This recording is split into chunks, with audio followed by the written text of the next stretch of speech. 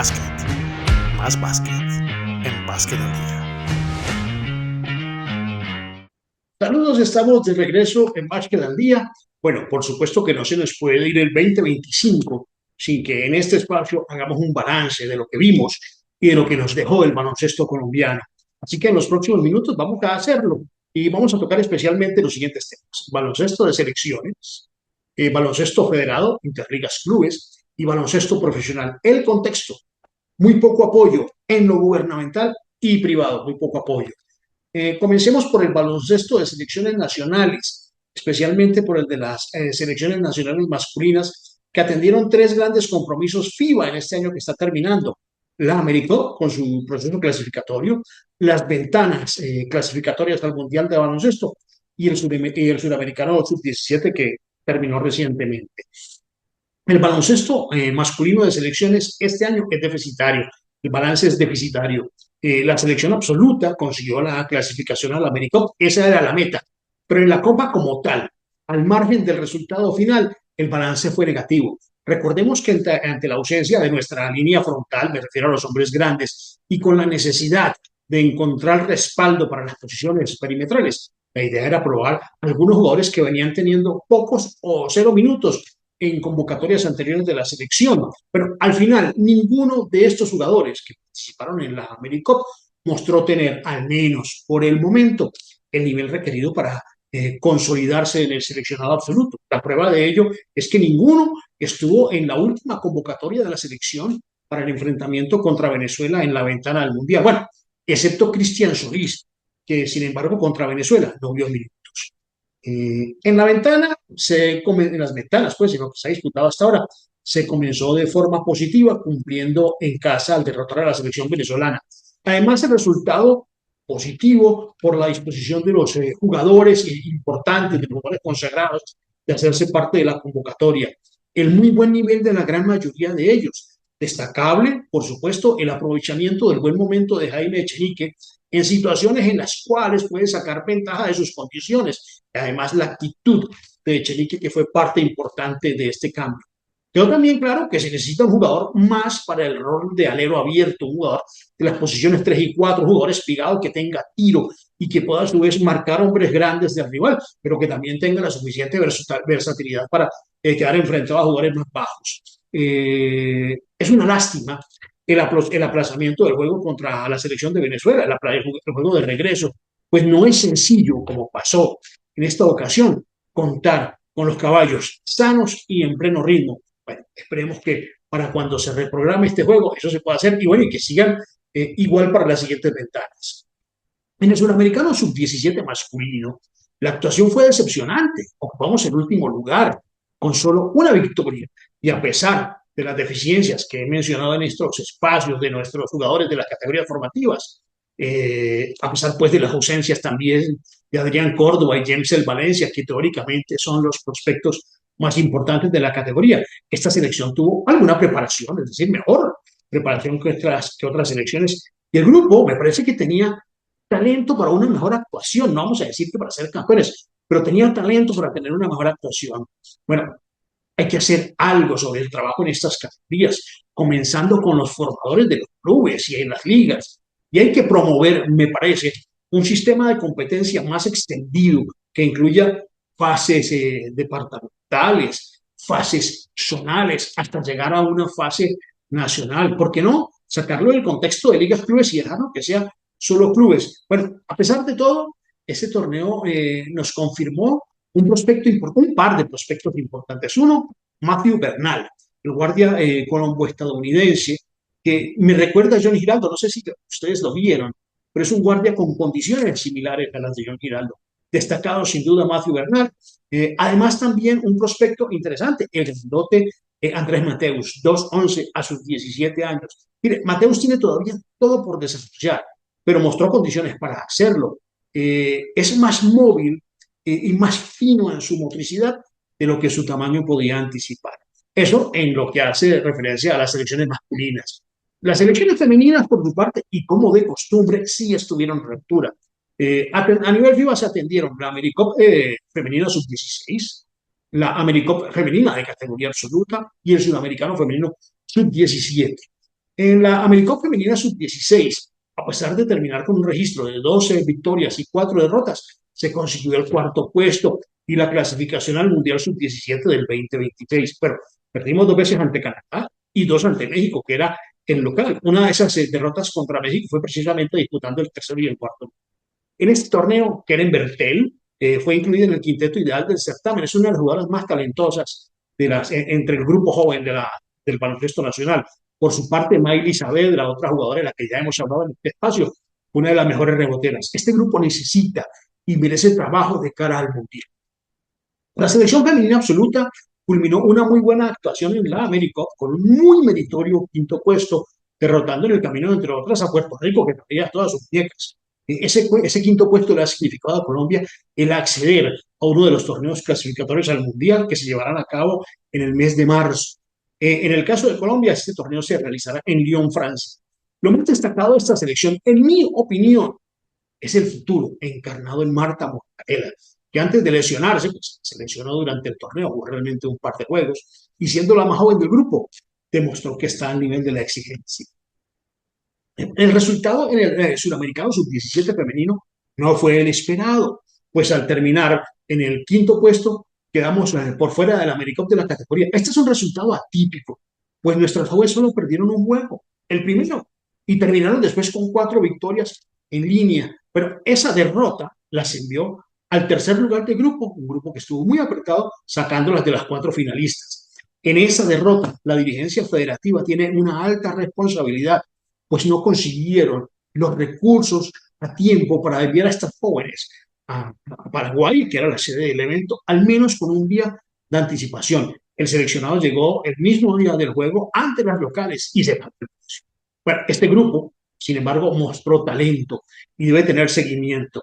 El saldo altamente positivo para el baloncesto femenino colombiano de este torneo es la joven Jacqueline Edelman, también colomboamericana, muy completa en su juego, lanzadora, buena talla y buen desarrollo de los conceptos.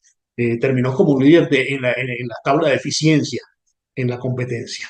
Pero eso a nivel de selecciones es lo que nos ha dejado el 2025. A nivel de los torneos federados, la Liga Antioqueña se destacó con amplitud, consiguiendo el campeonato nacional en las categorías sub-14, sub-15 y sub-17 de la rama femenina, además del tercer puesto en los mismos torneos de la rama masculina. Antioquia está tomando gran ventaja sobre las demás ligas del país, notable la gestión de su dirigencia. También lograron títulos nacionales las ligas de Santander, la Liga del Atlántico, la Liga de Guaviare. El caso de la Liga de Guaviare hay que estudiarlo, porque yo creo que ninguno de estos jugadores que se enlistaron con Guaviare en realidad viven allá o representan algún club del Guaviare. Eso podremos hablarlo y analizarlo más adelante. Bueno, me tomé el atrevimiento, la libertad de elaborar un ranking, algo arbitrario, por supuesto, no es un ranking oficial, ¿tá? Dando a cada liga un puntaje de acuerdo a su puesto en los distintos torneos nacionales disputados, de la siguiente manera: 30 puntos por un primer lugar, 20 puntos por un segundo lugar y 10 puntos por un tercer. Este es el ranking básquet al día de las ligas, según sus resultados en torneos federados. En el primer lugar, la Liga de Antioquia, con 120 puntos. En el segundo lugar, la Liga de Bogotá, con 60 puntos. En el tercer lugar, la Liga de Santander, con 40 puntos, empatado. Cuarto lugar, para la Liga del Valle, con 40 puntos. Santander obtuvo un torneo nacional. En el quinto lugar, Guaviare, con 30 puntos. En el sexto lugar, Atlántico, con 30 puntos, campeón nacional de la categoría sub-17 masculina. Y en el séptimo lugar, la Liga de Norte de Santander, con 30 puntos. Brillan por su ausencia ligas que deberían ser infaltables. Chocó. ¿Qué pasa con el baloncesto del Chocó? San Andrés, la Liga de San Andrés, entendemos que tiene problemas, pero se extraña a Santander en este listado. Bolívar, ¿qué pasa con Bolívar? Magdalena, ¿qué pasa con Magdalena? Ligas Cauca, ligas que podrían aportar talento al baloncesto nacional. Hay que poner la lupa sobre ellos. Bueno, pasemos ahora al baloncesto profesional, para el cual este fue un año malo. No hubo patrocinio, el nivel del torneo ha ido a la baja, eh, no hay la vocación real de promover jugadores en el baloncesto profesional colombiano. Hay equipos importantes que se han dado de baja, la última, Piratas de Bogotá, que no participó en la más reciente competencia profesional. Rescatable, por supuesto, lo que hizo Paisas, que ha cabalgado de manera merecida los dos torneos de este año y que disputó de manera decorosa la BSL. Bueno, podemos mencionar a Caimanes, que fue esperanzador, pero que sabemos todos cómo terminó en su última participación. Esperamos que haya reflexión al interior de la organización de Caimanes. Toros, que ha procurado ser competitivo, más y menos, pero Toros ha procurado ser competitivo. Bueno, eso es lo que podría destacar del baloncesto profesional. En lo internacional, nuestros clubes disputaron dos competencias. Paisas y Toros disputaron por invitación la BSL y allí cumplieron con decoro. Toros quedó afuera en la fase de grupos y Paisas llegó hasta la fase de cuartos de final, en donde cayó frente a la postre campeón Flamengo. Pero en la Liga Sudamericana, Motilones tuvo la peor actuación de alguna representación colombiana en un torneo de clubes profesionales. Demasiado vergonzosa. Fueron derrotados con amplitud en cada juego, casi que sin vocación competitiva.